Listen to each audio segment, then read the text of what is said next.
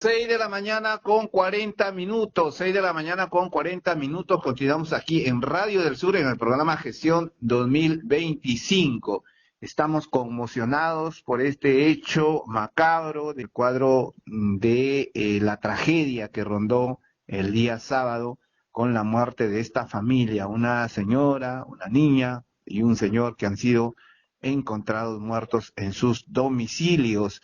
Hay varias hipótesis que se tejen una vez que haya sido el envenenamiento por parte de la señora a su hija y también el asesinato con un cuchillo a su esposo.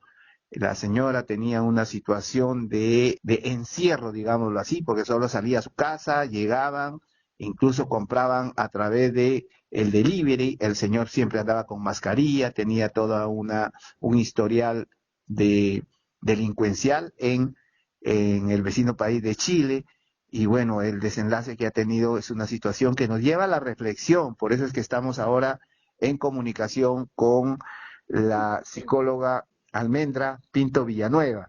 Almendra es una reconocida psicóloga joven aquí en nuestra heroica ciudad de Tacna. Estamos con ella para conversar sobre este hecho y el tema de la salud mental, que siempre tiene que estar en el interés de todos nosotros, porque nos ayuda a tener una vida tranquila, una vida saludable. Si no lo tomamos en cuenta, podemos terminar muchas veces en problemas. ¿Cómo está, doctora Almendra Pinto? Buenos días, le saluda José María aquí en Radio del Sur. Buenos días, ¿cómo está? ¿Qué tal a todo el público también que se ha conectado el día de hoy del sur? La verdad es que muy lamentable el hecho que se ha encontrado en nuestra ciudad, no sea tan apacible, que se ha teñido de rojo y de una forma tan cruenta, ¿no? Sobre ello creo que hay que analizar varios aspectos porque las condiciones en las cuales también que han encontrado los cuerpos, pues van narrando también un tanto de la historia de la familia y de los involucrados. Además de lo que mencionó hace un momento, ¿no? El hecho de que este tipo de comportamientos que hablan también de aislamiento, hablan probablemente también de un caso de violencia intrafamiliar que ha vivido por mucho tiempo o por un periodo de tiempo más bien la madre de familia, esa niña que ha fallecido de esa forma también. Es muy lamentable que una niñez pueda apagarse de esa manera, ¿no? Y eso también nos habla de que tenemos que considerar siempre que una relación de pareja saludable es la base emocional de una familia que sea estable. Y no quiere decir que todo debe ser perfecto, sino que ambas partes deben aprender a comunicarse, apoyarse y resolver conflictos con respeto. Hubiera sido lo ideal que ellos, por ejemplo, puedan tener un consenso, que no lleguen al punto de ejercer violencia y, por supuesto, evitar la muerte a toda costa, ¿no? Claro, este tipo de problemas es frecuente, doctora. Usted me imagino que ha tenido la oportunidad de tratar con algún paciente o con familias que hayan llegado a su consultorio. ¿Es frecuente este tipo de casos y en todo caso a gente que no acude, qué es lo que tendría que hacer? En realidad es mucho más frecuente de lo que uno se imagina. La violencia familiar es uno de los principales problemas que aqueja a la sociedad porque en realidad en todas las aristas de la sociedad vemos que hay mucho odio, mucho rencor. Se ejerce la violencia no solamente física, también psicológica, patrimonial, sexual, y eso al final hace que uno normalice este tipo de situaciones. Y la violencia familiar tiene que ver con cualquier tipo de maltrato, que ya sea de estos tipos, como lo mencioné hace un momento, que ocurre dentro del entorno del hogar. Y esto no solamente afecta a las parejas, también puede afectar a los niños, adultos mayores y cualquier integrante de la familia. No siempre deja marcas que son visibles, pero siempre deja huellas emocionales. Y al final la consecuencia termina siendo que se destruya esta suerte de tejido emocional de la familia, genera miedo, genera baja autoestima, ansiedad, depresión, y teniendo un clima de inseguridad que afecta especialmente a la niñez y a la adolescencia. Ellos aprenden con lo que ven y si crecen en medio de gritos o agresiones, pueden normalizar la violencia y también reproducirla en su vida adulta.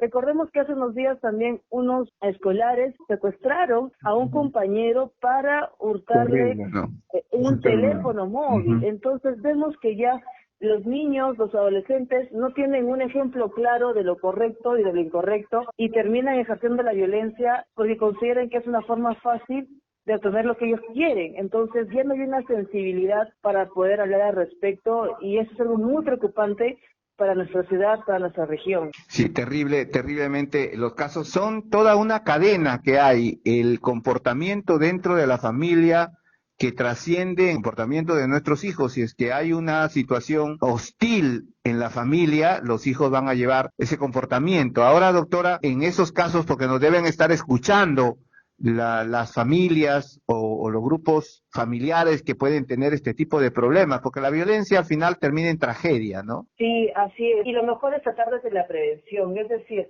si hay algunas diferencias en casa, que siempre ocurre, no tenemos que tener un mismo pensamiento, porque eso es algo casi imposible, pero sí saber que hay espacios de poder debatirlo, que no sea en frente de los menores hijos, que sea siempre con respeto, que al final se pueda llegar a un acuerdo y no simplemente expresar el punto de vista sin pensar en cómo la otra parte se siente. Si uno no siente que las cosas marchan bien en la relación de pareja, hay muchos especialistas de terapia de pareja que pueden ayudar mucho a poder encauzar esa relación. Entonces, lo más saludable es que una familia pueda saber resolver esos conflictos sin lastimar, que se pueda promover una comunicación asertiva, empatía, pero sobre todo educación emocional, poder controlar realmente nuestras emociones, porque al final no tenemos que evitar sentirlas, tenemos que aprender a controlarlas porque nos indican algo.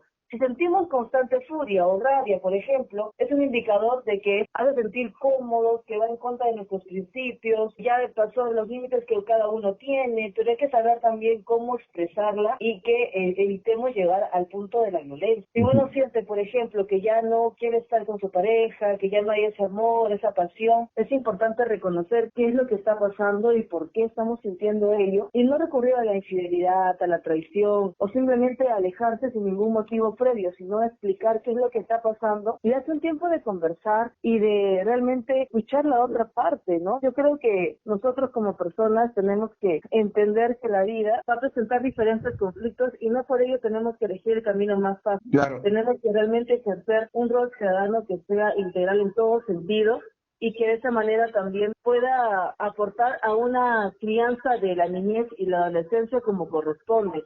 Y eso es lo que no está pasando. Claro, eso es a nivel personal, pero el Estado también debería tener programas que ayuden a la salud mental de la población, ¿no? Si vamos por ese lado también. Sí, en realidad el rol del psicólogo actualmente está generando bastante debate. Por ejemplo, le comento que los psicólogos educativos están especializados en esta rama justamente, tienen allí una gran función, una gran visión, pero sin embargo no tienen el soporte que corresponde a su actividad profesional.